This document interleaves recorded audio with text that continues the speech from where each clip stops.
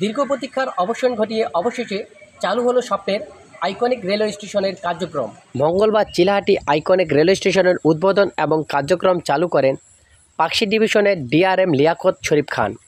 এ সময় উপস্থিত ছিলেন সেতু প্রকৌশলী Pakshi Anwar Hossain, DST Rajib Billa, DME loco Moinuddin Sardar, DE Rifat Shakil, DTO Hasina Begum, CME carriage Rabiul Islam, ডিএন2 নাজিব কাউসার, পার্বতীপুর সহকারী নির্বাহী প্রকৌশলী Tohidul Islam, Chilahati project PD Abdur Rahim, Saidpur IW Shariful Azim, Chilahati TXR Gulzar Hossain, railway নিরাপত্তা বাহিনী Parbatipur Saidpur assistant commandant Hasan Shihabul, Chilahati unit in charge Sohrab Ali, Chilahati station master Ruhul Amin ও হায়দার আলী উপস্থিত ছিলেন।